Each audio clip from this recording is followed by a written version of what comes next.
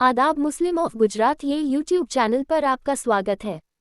Uniform civil code UCC और मुस्लिम समुदाय पर इसका प्रभाव। गुजरात सरकार यूनिफॉर्म सिविल कोड यूसीसी लागू करने की योजना बना रही है, जिससे विभिन्न समुदायों के पर्सनल लॉ में बदलाव आ सकता है। एडवोकेट मोहम्मद ताहिर हकीम साहब, जो गुजरात हाई कोर्ट और सुपर कोर्ट के वकील और all India Muslim personal law board AIMPLB के लीगल एडवाइजर हैं, उन्होंने विस्तार से बताया कि यूसीसी से मुस्लिम समुदाय पर क्या असर पड़ेगा। यूसीसी क्या है? यूनिफॉर्म सिविल कोड यूसीसी एक ऐसा कानून होगा जो सभी धर्मों के लिए समान नागरिक कानून लाएगा। इसका मतलब यह है कि शादी, तलाक, विरासत, गोद लेने और अन्य पारिवारिक मामलों में एक ही कानून लागू होगा, चाहे व्यक्ति किसी भी धर्म का हो। यूसीसी से मुस्लिम समुदाय को क्या नुकसान होगा? शरीयत कानून खत्म हो सकता है। वर्तमान में मुस्लिम पर्सनल लॉ के तहत विवाह, तलाक और उत्तराधिकार शरीयत के अनुसार चलते हैं, लेकिन अगर यूसीसी लागू हो गया तो शरीयत आधारित कानूनों का पालन नहीं किया जाएगा। तलाक की प्रक्रिया बदल जाएगी। मुस्लिम पुरुषों को तलाक-ए-हसन और तलाक-ए-हसन जैसे विकल्प मिलते हैं, लेकिन यूसीसी के तहत ये प्रक्रिया समान नागरिक कानूनों के अनुसार तय होगी। विरासत और उत्तराधिकार के नियम बदलेंगे। इस्लामी कानून के अनुसार बेटे और बेटियों को अलग अलग अनुपात में संपत्ति मिलती है, लेकिन यूसीसी के तहत सभी को बराबर अधिकार मिल सकते हैं, जिससे इस्लामी उत्तराधिकार कानून प्रभावित होगा। बहुविवाह पॉलीगेमी पर प्रतिबंध। शरीयत के अनुसार मुस्लिम पुरुषों को 4 शादियां करने की अनुमति होती है, लेकिन यूसीसी के तहत इसे खत्म किया जा सकता है। इस्लामी रीति रिवाजों का हनन। अगर एक समान नागरिक संहिता लागू होती है तो मुस्लिम समुदाय को अपने धार्मिक कानूनों के बजाय सरकारी कानूनों का पालन करना पड़ेगा, जिससे धार्मिक स्वतंत्रता पर असर पड़ सकता है।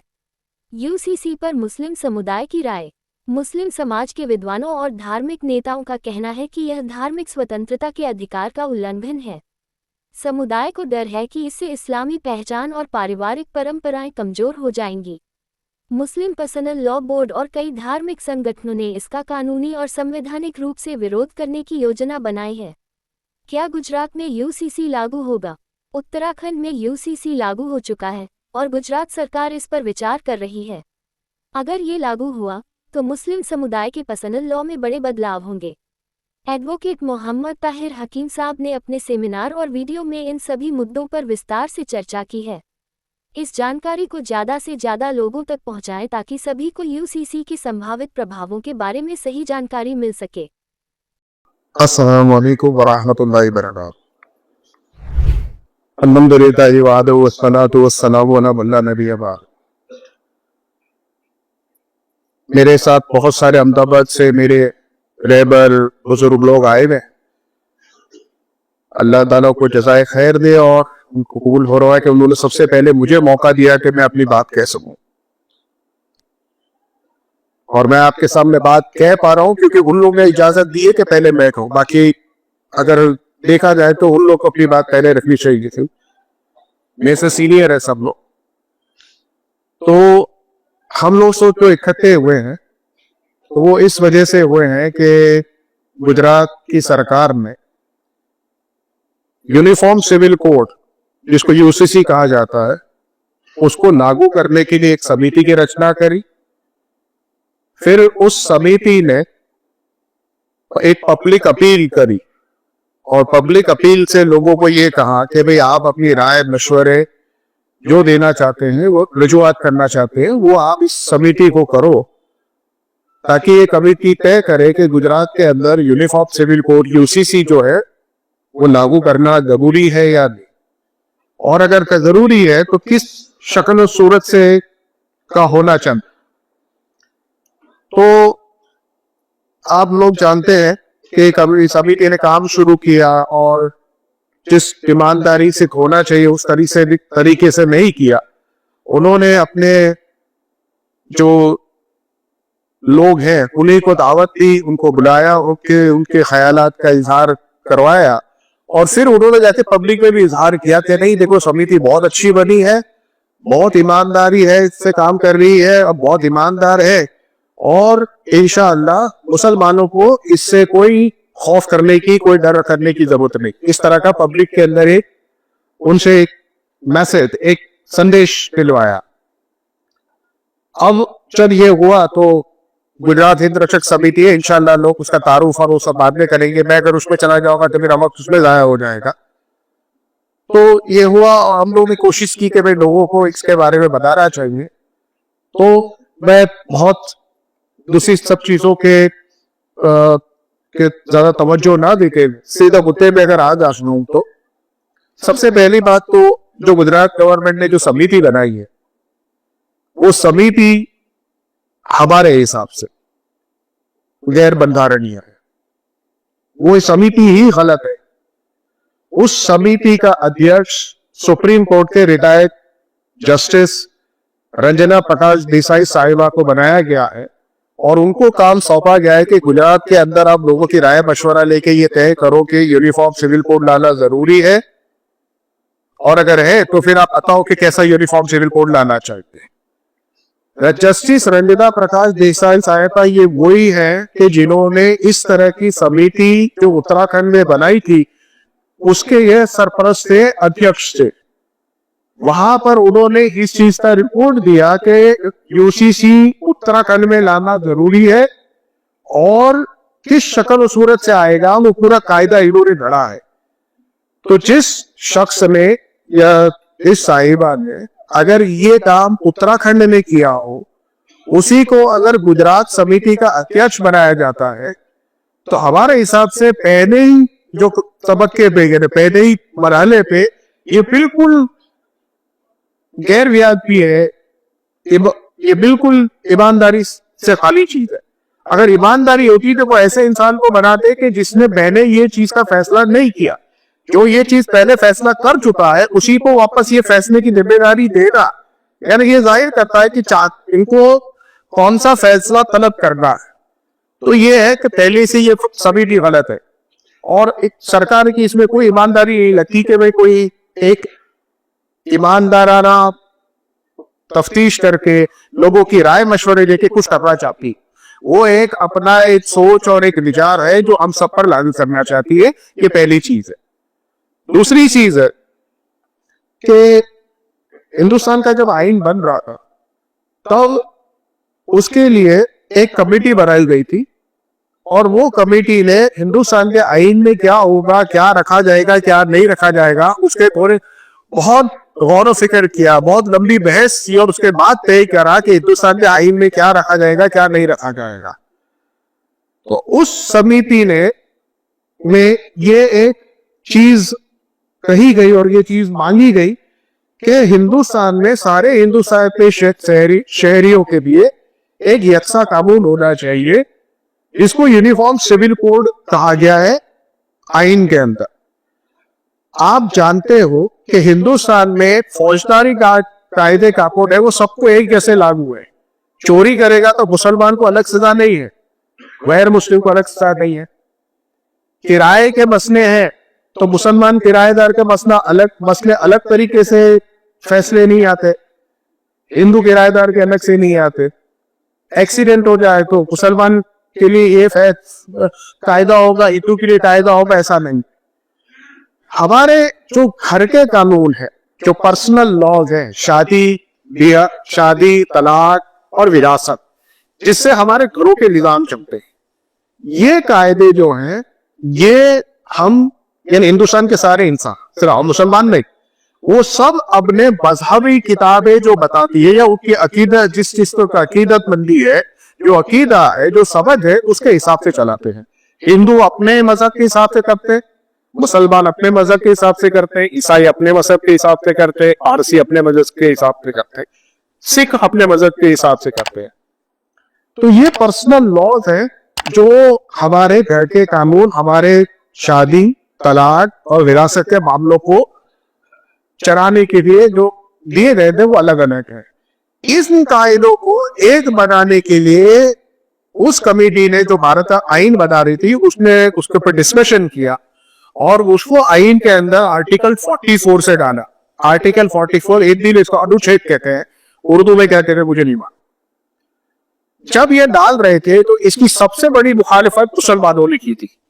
मुसलमानों को मालूम था कि अगर ऐसा कायदा आएगा तो हम गुनहगार हो जाएंगे, हमारा और अल्लाह के नाफरमान बन जाएंगे। इसलिए मुसलमान ने मैं ये अल्फाज बहुत सोच समझ के कह रहा हूं, गुनहगार और नाफरमान हो जाएंगे, ये आप दूसरी चीजें बात में सोचिए, मैं ये मेरे अल्फाज का गौर करके, इसलिए उसने इसकी मुखालफत की। उन्होंने कहा कहीं जिसके जो भी पर्सनल लॉज है उसको ये यूनिफॉर्म सिविल कोड लागू नहीं होगा, इस तरह का आइन के अंदर प्रावधान होना चाहिए। उस चीज को मुसलमान की ये डिमांड को सबने रद्द कर दिया, वो कमिटी ने। और आम्बेडकर साहब, डॉक्टर आम्बेडकर साहब, जिन्होंने भारत के संविधान रचने की टीम के कैप्टन थे, वो जो सदर पे, उन्होंने मुसलमानों को ये एक भरोसा दिखाया, एक आश्वासन दिया कि तो आप लोग बहुत परेशान ना हो, अगर आइंदा हिंदुस्तान जैसे जैसे बरस गुजरते हैं उस तरह से भारत की संविधान पार्लियामेंट को अगर जरूरी लगता है कि इस तरह का कायदा लाना है, तो वो उस वक्त जब जरूरी होगा तब ऐसा कायदा लेके आएगी। और ये कायदा किसी के ऊपर जोर जबरदस्ती से नाफिज नहीं किया जाएगा। मंशियात को अपनी मर्जी से जो चाहे वो यूसीसी से अपने मामला करके चलाए, और जो नहीं चाहता वो ना चलाए। इस तरह का होगा तो आप बहुत परेशान ना हो, आपके वो कोई आपकी शरीयत को और चलने में कोई परेशानी नहीं आएगी, तो इसको ऐसे रह दे। इस तरीके से ये भारत का आईन का हिस्सा बना, और वो ये कहता है कि भारत की सरकार, राज्य सरकार नहीं, अगर उसको लगता है कि ये कायदे की जरूरत है तो वो इसकी कोशिश कर सकती है कि ऐसा कायदा लागू करना चाहिए पूरे हिंदुस्तान भर के लिए, एक राज्य के लिए नहीं। ऐसा कायदा होना चाहिए और पूरे हिंदुस्तान में लागू होना चाहिए, ये भारत का आईन कहता है। अब एक पॉलिटिकल पार्टी है जो हमारे यहाँ 1995 से राज कर रही है और 2014 से देश में राज कर रही है, उसका ये एक एजेंडा है कि यूनिफॉर्म सिविल कोड भारत के सब नागरिकों में लागू होना चाहिए। अब वो का एजेंडा क्यों है, इंशाल्लाह मैं आगे बात करूंगा, आपको ये बात इंशाल्लाह जाहिर होगी। तो उसने कोशिश करी और पहले उत्तराखंड के लिए उसने ये कायदा के लिए कमेटी बनाई, वही जस्टिस रंजना प्रकाश देसाई। एक राज्य के लिए ऐसी कमेटी बनाना वो आईन के खिलाफ है। आर्टिकल 44 कहता है हिंदुस्तान भर के लिए ऐसा कायदा बनना चाहिए, और आप एक राज्य के लिए कमेटी क्यों बना रहे हो, तो वो गलत है, गैर बंधारणीय है। वो कमेटी ने फैसला किया और उत्तराखंड में इसको लागू कर दिया। अब वही सरकार गुजरात में है, तो गुजरात के अंदर भी वही करना चाह रही है। मैंने जैसे आपको बताया कि जब आईन बन रहा था तब उसी टाइम पे हिंदू जो मजहबी कानून है, जो उनके विरासत के, उनके शादी के, उनके तलाक के, वो कायदे कानून भी बनाने के लिए पार्लियामेंट कोशिश कर रही थी, जिसको हिंदू कोड बिल कहा जाता है। हिंदुओं ने उसकी बहुत मुखालफत की, लेकिन वो कायदा भारत के पार्लियामेंट ने पास किया, और वो फिर अलग अलग शक्ल में 4 कायदे हैं वो हिंदुओं पे लागू हैं। तो उसमें से एक जो बहुत जाहिर तौर पे चीज है जिसकी वजह से हिंदू आज ये समझता है कि हमारे साथ अत्याचार हो रहा है और मुसलमानों को आजादी है, वो ये है कि हिंदुओं के अंदर भी एक शौहर के लिए एक बीवी होनी चाहिए, ऐसा किसी उनके धार्मिक ग्रंथ में नहीं था। आप जानते हैं राम जी के भगवान के दशरथ की 2 बीवियां थी, उसी लड़ाई की वजह से उनको वनवास पे भेजा गया। दूसरे बहुत सारी चीजें, हिंदुओं के अंदर एक बीवी के एक से ज्यादा शौहर भी हो सकते हैं, द्रौपदी का केस है। और हिंदुस्तान के अंदर आज भी हिमाचल प्रदेश के अंदर इस तरह के लोग रहते हैं कि जहां पर 3, 4, 5 जो भी भाई हैं घर के, वो एक औरत से शादी करते हैं। तो ये सारी चीजें हिंदुओं को ने भी बुआनियां पिला दी ये कायदे। अब हिंदुओं के लिए इस तरह, ये मैंने आपको एक मिसाल दी, इस तरह की दूसरी बहुत सारी मिसालें के जो कायदे ने उनके जो धार्मिक ग्रंथों के हिसाब से उनकी बानियात है भी, उसके खिलाफ का उनको अमल करने के मजबूर किया। अब उनको ये लगता है कि हमको तो मजबूर कर दिया, मुसलमानों को कोई नहीं करता। मुसलमानों को आजादी नहीं रहती है कि वो एक से ज्यादा बीवी से शादी करें, विरासत इस तरह से तकसीम करें, तलाक देना है तो बोर्ड में लेना है। हिंदुओं को तलाक लेनी है तो बोर्ड जाना पड़ता है, हम हमारी शरीयत के हिसाब से तलाक देते। तो ये सारी चीजें हैं। तो एक कहते ना कि हार्ट बर्निंग है, एक दिल के अंदर जलन है, हसद है, हम नहीं ये कर सकते और मुसलमान ये कर सकते। इसलिए जो हिंदुत्ववादी वाली गवर्नमेंट है वो हमेशा नहीं कहती है कि हम सब लेके आएंगे। और वो एक जो कायदा जो है वो है कि जो हिंदुओं पे लागू होता है मुसलमानों पे लागू करने की कोशिश है। कायदा नया कौन सा आने वाला है? मुसलमान के लिए यूसीसी कौन सा बनने वाला है? वो जो हिंदुओं पे लागू होता है वो मुसलमानों पे लागू होता है। आप मेरी बात पे फिर से गौर करें। इसलिए मैंने कहा कि हमको गुनहगार बनाने के लिए और अल्लाह ताला के हुक्म की नाफरमानी करने के लिए मजबूर करने के लिए चीज की जा रही है। अब उत्तराखंड में जो यूसीसी बना, तो उत्तराखंड में मान लेते कि उत्तराखंड के लिए एक कायदा रहा जो उत्तराखंड के सारे शहरियों को लागू होता, लेकिन उत्तराखंड ने आदिवासी ट्राइबल उन्होंने इसके सामने ऐतराज जताया कि भाई हम आदिवासी में आप लोग जानते हैं वो एक से ज्यादा बीवी से शादी कर सकता है, विरासत भी उनकी अलग तरीके से तकसीम होती है। तो उन्होंने ऐतराज जताया कि नहीं, आपको ऐसा कायदा नहीं चाहिए। तो सरकार ने यह कहा कि ये हम उत्तराखंड के लिए कायदा बना रहे हैं, ये उत्तराखंड में आदिवासियों को लागू नहीं होता। अब अगर उत्तराखंड ने आदिवासियों को लागू नहीं किया है, इसका मतलब ये हुआ कि उत्तराखंड के शहरियों को भी सबको ये लागू नहीं हो रहा। तो उत्तराखंड के लिए भी यूनिफॉर्म नहीं है। आप तो एक तो ये कि पूरे देश में लागू नहीं हो रहा है, इसलिए यूनिफॉर्म नहीं है। दूसरा, उत्तराखंड में जो लागू हो रहा है वो भी उत्तराखंड के आदिवासियों पे लागू नहीं हो रहा है, तो उत्तराखंड में भी यूनिफॉर्म नहीं है। अब ऐसा कायदा अगर गुजरात पे ये लाने की कोशिश कर रहे हैं तो गुजरात में भी यही करेंगे। उत्तराखंड में 2.9% आदिवासी है, तो बहुत ज्यादा लोग मुतासिर पे ही होते हैं। गुजरात में 14.5% आदिवासी है, और अगर गुजरात में अगर इन्होंने 14.5% लोगों को इससे बाकात कर दिया, तो आप सोचे एक 15% लोगों को ये लागू नहीं होगा, यूनिफॉर्म होगा ही, फिर यूनिफॉर्म नहीं है। अब हिंदुओं को तो हिंदू लागू हो ही रहा, उनको क्या एतराज है? वो यूनिफॉर्म की आदत करते हैं, आज यूनिफॉर्म सिविल कोड होना चाहिए। मुसलमानों पे हिंदू कोड लागू होना है, इससे असर जो हो रही है, तकलीफ हो रही है, जो परेशानी है, वो सिर्फ असर मुसलमानों को है, और मुसलमानों को ही ये लड़ाई लड़नी है ताकि अल्लाह ताला इससे आपको छुटकारा दे। तो ये चीज इससे उत्तराखंड का भी यूनिफॉर्म नहीं है। अब कमेटी ने जिस लोगों को बुलाया, कमेटी ने इस तरह के भी बुलाने करा, तो जैसे मैंने कहा कि उनके शहीद के लोगों को बुला गया, इंशाल्लाह बताएंगे किनको बुलाया, कैसे करा। हमने कमेटी के पास से कहा कि हमको कमेटी बुलाया, हम गुजरात के सारे तंजीमों को रिप्रेजेंट करते हैं, उनकी नुमाइंदगी करते हैं। हमने कहा कि आपको बुलाओ, हम हमारी राय आपको देना चाहते हैं, हमारे एतराज जो है वो आपको बतलाना चाहते हैं, और हमको एक इज्जत से वकार से बुलाओ, एक अच्छा वक्त दो ताकि हम आपके सामने अपनी जो हमको रजुआत करनी वो कर सके। कमेटी ने पहले मना किया, फिर कहा, फिर क्या सूरत, और ये है अभी तय नहीं है कि कमेटी आपको कब बुलाएगी, कैसे बुलाएगी, और हम कब जाएंगे। इंशाल्लाह अगर कमेटी हमको सही तरीके से बुलाती है तो इंशाल्लाह आप जरूर जाएंगे उसके पास।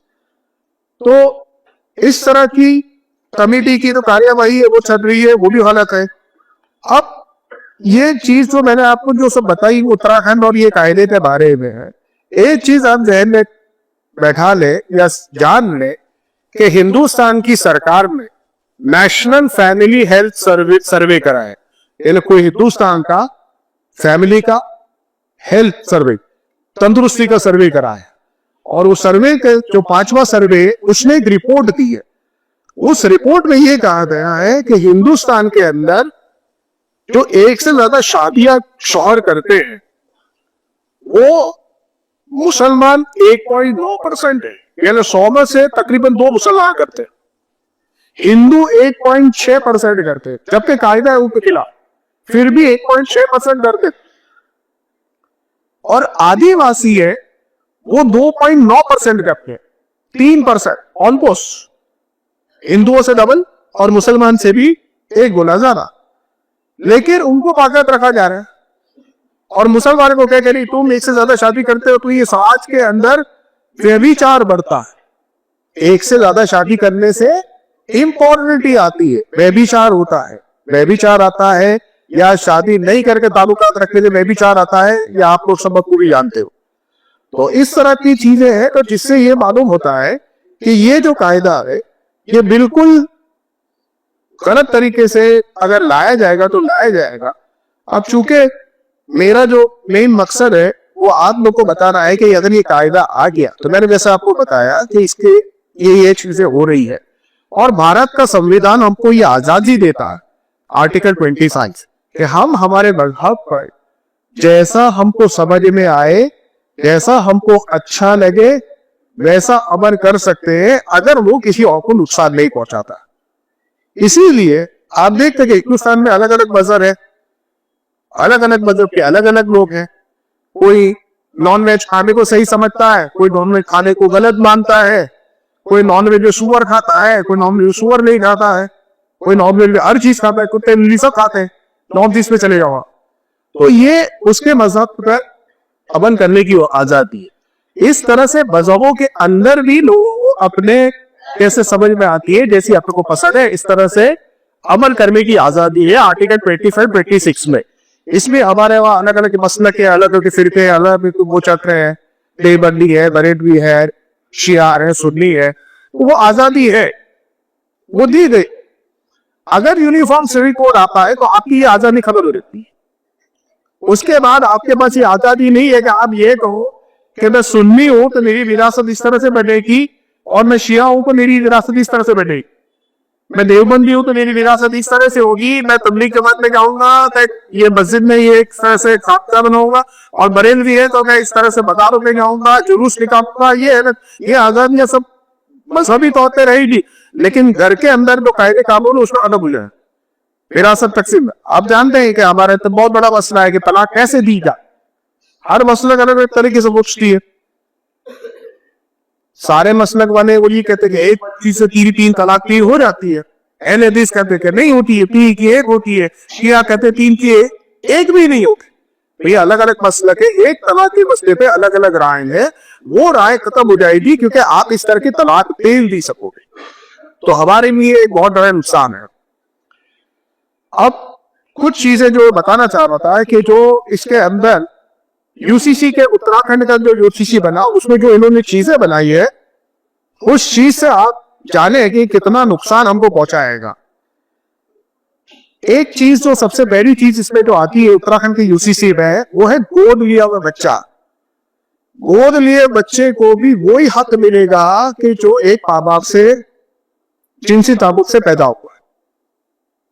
इस्लाम के अंदर अल्लाह ताला ने सूरह आज़ाब की आयत नंबर 4 में क्लियर कह दिया है कि तुम्हारा मुंह में बोला बेटा तुम्हारा पेटा में ही होगा। और अल्लाह के रसूल सल्लल्लाहु अलैहि वसल्लम ने फिर शादी भी की ज़ैनब से, ज़ैद बिन हारिसा के साथ निकाह हुआ था, तलाक हुई।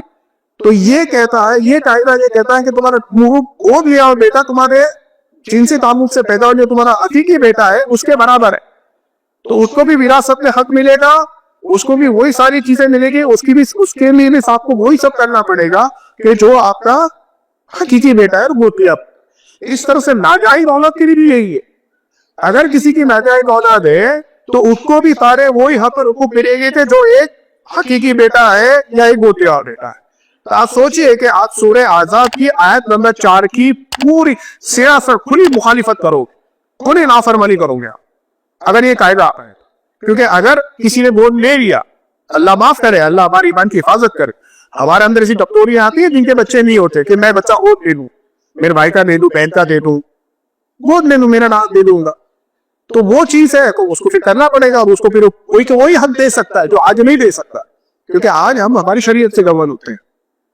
दूसरी चीज है कि शादी के रिश्ते, अल्लाह ताला ने सूरह निसा की आयत नंबर 3 में, सॉरी सूरह निसा की आयत नंबर 23 और 24 में कहा है कि तुम किन औरतों से शादी कर सकते हो और किन से नहीं कर सकते, तुम्हारे लिए हराम है, तुम्हारे लिए हलाल है। अब कुरान के अंदर अल्लाह ताला ने हराम और हलाल औरतें हमारे लिए बता दी कि जिससे हम शादी कर सकते हैं, और उसमें एक बहुत अहम चीज आती है कि हम हमारी चाचाजात, मामूजात, बहनों से शादी कर सकते हैं। अल्लाह ताला ने उसके लिए कोई मुमानियत नहीं रखी, लेकिन हिंदू लोगों के अंदर उसमें मुमानियत है। इसलिए पहली चीज तो ये है कि जो हलाल और हराम अल्लाह ताला ने कुरान में बनाई है उसके खिलाफ यूसीसी के अंदर हिंदू लॉ में जो हराम और हलाल है उसको जायज ठहराया गया है, और उस साथ में ये कहा गया है कि आप आपके चाचाजाद मामूजाद जो रिश्ते हैं उनमें शादियां नहीं कर सकते। तो ये फिर एक और चीज होगी हमारे लिए, कोई अल्लाह ताला ने उसमें कोई जबरदस्ती नहीं करनी, करनी, लेकिन एक इजाजत है, वो इजाजत सब महरूम हो जाएगी। और कुरान में अल्लाह ताला ने चीज को हलाल ठहराया है, उनसे भी हम निकाह नहीं कर सकेंगे, तो फिर हम कुरान की मुखालिफत करते हो जाएंगे। इसके बाद जो है वो ये है कि एक से ज्यादा बीवी से शादी करना। इसके अंदर भी ये है कि कोई मर्द और औरत की भी है कि मर्द भी एक उसकी बीवी है तो दूसरी बीवी से शादी नहीं कर सकता, औरत भी उसका शौहर है तो दूसरे शौहर से शादी नहीं कर सकती। मैंने अभी आपको मिसाल दी कि हिंदुस्तान के अंदर ये होता है कुछ इलाकों में जहाँ एक औरतें एक से ज्यादा शौहर से शादी करती है, तो ये चीज भी एक तो मुबारियत है, ये नहीं कर सकोगे आप। तो सूरह निसा की आयत नंबर 3 है कि जहाँ अल्लाह ताला कहते हैं कि तुम शादी करो 2 से 3 से 4 से, और इंसाफ ना कर सको तो मत करो, एक से कब। तो ये आयत की बिल्कुल मुखालिफत हो रही है। आपको जो इजाजत दी वो नहीं कर सकते, और अल्लाह ताला ने इजाजत दी, किसी ने जबरदस्ती नहीं की। और इजाजत कुछ हालात में जरूरी है। अल्लाह ताला अगर आपको इजाजत नहीं देता तो आप सोच सकते हैं हमें कितनी परेशानियां होती और लोगों को परेशानी होती। वो अल्लाह हमारे इंसान का सोचा समझा कानून थोड़ी है, अल्लाह ताला का बनाया हुआ कानून है। अब उसके साथ खिलवाड़ की जा रही। एक तलाक एक मसला है। तलाक जो है वो यहूदियों में है और मुसलमानों में थी। हिंदू मजहब में तलाक या हिंदू धार्मिक ग्रंथों में तलाक जैसी कोई चीज नहीं। हिंदू की शादी 7 जन्मों की शादी है, 7 जन्मों तक साथ में रहना है। ईसाइयों के अंदर तलाक का कोई कॉन्सेप्ट नहीं है। ईसाई ये मानते हैं कि शादी आसमान में या हेवन में होती है, जन्नत में होती है, दुनिया में होती है। जो जिस के साथ तुम्हारी दुनिया में हुई उसी के साथ तुम्हारी आसमान में भी शादी होती है। तो हमेशा बहुत साथ में रहना चाहिए। लेकिन अल्लाह का एहसान है कि अल्लाह ताला ने हमको 1400 साल पहले से ये तलाक के मसाइल बताए कि तलाक कब होगी, कैसे होगी। और तलाक नहीं, तलाक की किस्में बताई कुरान में। आप देखिए तो सिर्फ एक तरह की तलाक नहीं है। तलाक की भी जैसे हम जानते हैं एक आसन है, एक आसन है, बिदअत है, क्यों चलती थी वाली, फिर इला है, सिहर है, लियान है। तो ये तो सिर्फ मर्द के और उनके अल्लाह ताला ने किस्में बता दी तलाक की। फिर औरत किस तरह से तलाक लेगी खुला भी अल्लाह ताला ने बता दिया। दोनों अगर रजामंदी से तलाक अगर लेना चाहते हैं मुबारक कैसे होगा वो भी अल्लाह ताला ने बता दिया। और अगर दोनों के अंदर इत्तेफाक नहीं होगा, तलाक नहीं होगा, निकाह फस्ख कैसे किया जाएगा ये भी हमको कुरान और सुन्नत ने बता दी। तो अल्लाह ताला ने 1400 साल से हमको ये चीजें बतलाई है और हमारे बीच में ये सब चीजें हमको मालूम है। अब ये लोगों ने इस्लाम से इन चीजें सीखी है, लेकिन अब ये कहते हैं ये सब तरीके सही नहीं है। आप तलाक किस तरह से देते वो सही नहीं है, खुला इस तरह से लेते वो सही नहीं है। आप कोर्ट में जाओ, जज फैसला करेगा कि इसको तलाक होनी चाहिए तो तलाक होगी, और अगर जज फैसला नहीं करता तो नहीं होगी। तो ये 2-3 चीजें मैं आपको तलाक और निकाह के मसले से बता रहा हूँ। निकाह भी कौन से किससे होगा मैंने हराम हलाल बता दिया, और बहुत सारी चीजें हैं। तो वक्त किले के मैं दूसरे बहुत अहम मुद्दे पे आता हूँ, वो है विरासत की तकसीम। विरासत की जो तकसीम है वो अल्लाह ताला ने सूरह निसा के अंदर 7, 11 और 13, 104 तक, और सूरह आज़ाब की आयत नंबर 6 के अंदर बिल्कुल वाजे करके बता दिया कि किसके क्या हिस्से होंगे, कौन हिस्सेदार बनेगा विरासत में। आप सोचिए कि अल्लाह ताला ने ये नहीं कहा कि बाप हिस्सेदार होगा, माँ होगी, भाई होगा, बहन होगी, बेटा होगा, बेटी होगी। कौन ही होगा, किस सूरत हाल में होगा। बीवी अगर शौहर गुजर जाए तो बीवी को बच्चा हो तो कितना मिलेगा, बच्चा नहीं हो तो कितना मिलेगा।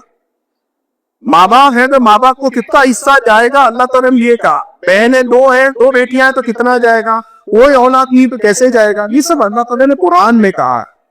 इसके बरखिलाफ हिंदुओं में लड़कियों को हिस्सा देने की कोई नजीर नहीं मिलती है, नहीं उनके पर।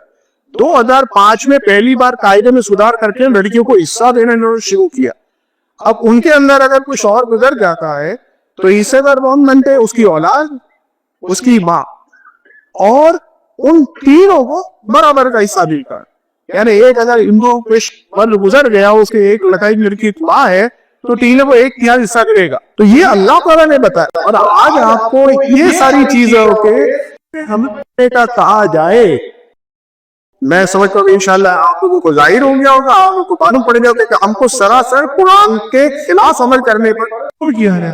बिल्कुल खिलाफ अमल करने पर अगर मजबूर किया जाता है और हमको करना पड़ता है, तो आप सोचे हमारी ईमान का क्या रहेगा।